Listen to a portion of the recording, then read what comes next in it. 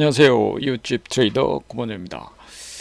주말 동안 이제 발표된 호재 뉴스가 몇 가지가 있어가지고 좀 공유를 시켜드리고자 합니다. 첫 번째는 이제 석유 감산 논의에 대한 호재 뉴스. 두 번째는 미국의 경기 부양책 추가로 나온 것 같아요. 그 다음에 이제 이번에 이제 사태 치료제 세 가지를 한번 말씀드려 보겠습니다. 지난번에 이제 3월 8일 날 오페크 플러스 수출 기구에서 국제 석유 감산 합의에 실패를 하면서 국제 유가가 3월 9일 날 30%가 대폭락이 나왔었죠. 이때서부터 이제 주식시장이 망가졌었죠. 기존에 이제 1월 달만 해도 지금 국제 유가가 한 60달러 됐습니다. 60달러 됐었는데 감염 사태 때문에 쭉 빠지다가 본격적으로 내리기 시작한 게 이제 3월 9일 날 석유 감산 합의 실패하면서 40달러 후반대에서 순식간에 그냥 20달러까지 거의 반토막 나버렸죠. 이때 이제 유가가 반토막 나면서 또 부도 공포가 급속도로 부각이 되면서 전 세계 증시가 이렇게 폭락이 나왔습니다. 이때가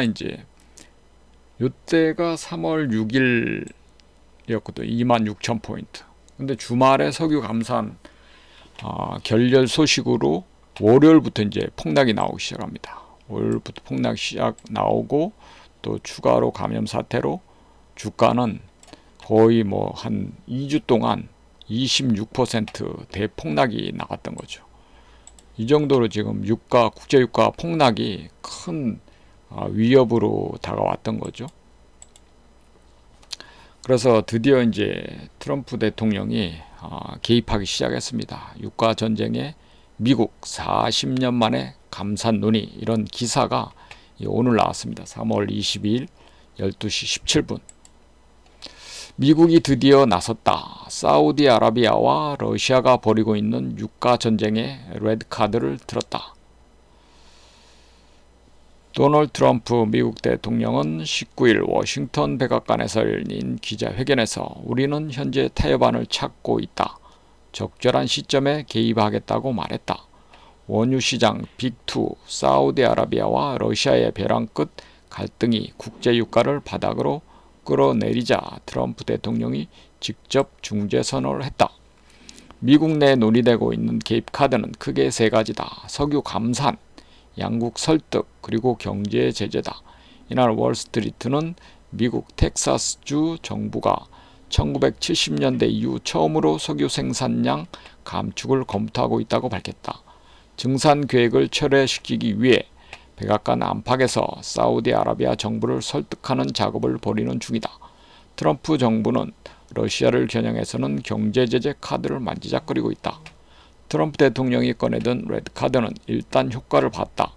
미 경제 매체에 따르면 회견 직후 19일 오후 미국 원유 WTI는 하루 전보다 24% 오르며 배럴당 25달러를 기록했다.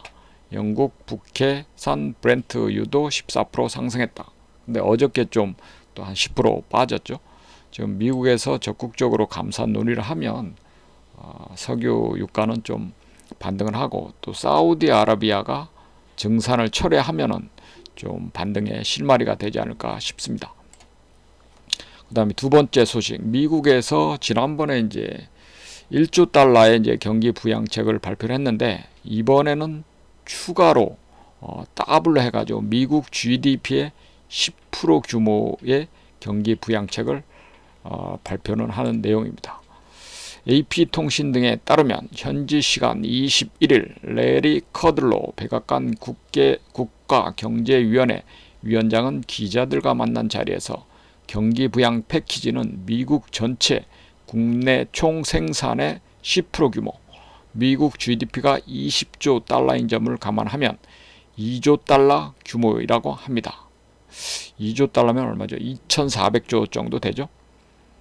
상원에서 총 1조 3천억에서 1조 4천억 달러 규모 법안을 통과하고 플러스에서 추가 자금이 공급이 이루어질 것이라고 설명했다. 그 다음에 이제 이번 사태의 주요 원인인 이 감염병이 이제 프랑스 연구진에서 임상 결과 발표를 했는데 말라리아 약이 상당히 치료 효과가 있었다는 뉴스가 있었습니다. 환자 36명을 대상으로 임상 시험 결과를 발표했는데 3일째 치료제를 맞고 3일째 될 때 50% 절반이 이제 음성 판정을 받았다고 합니다. 거의 난 거죠. 그 다음에 6일째 되니까 환자의 70%가 이제 음성 판정을 받아가지고 상당히 치료 효과가 좋았던 거죠. 그리고 병용 치료를 하면 효과가 훨씬 좋았다고 하네요. 요 내용은 이제 국제화학요법학회 ISC의 학술지 IJAA에 인용 보도된 뉴스라고 합니다. 그리고 미국 FDA에서 말라리아 치료제를 이제 의사 처방할 수 있도록 허가를 했고 또 이제 공식 이제 치료제로 승인이 되면은 이제 본격적으로 전 세계에서 처방이 이루어지겠죠. 그리고 이제 미국 길리어드 사이언스에서 에볼라 치료제로 판매되고 있는 렘데시비르가 지금 중국에서 임상 시험을 하고 있거든요. 그 결과가 4월 달에 나오고 또 미국하고 한국에서의 결과는 5월 달에 나온다고 합니다. 요게 이제 FDA에서 승인이 될 가능성이 상당히 높다고 하거든요.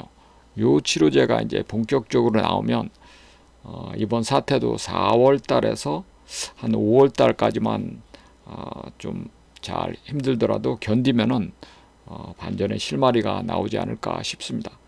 그리고 오늘 뉴스 보니까 JP 모건에서도 이번 사태를 잘 해결을 하면 내년 초에는 다시 전고점까지 도전하는 흐름이 나오지 않을까 그런 뭐 뉴스도 있더라고요.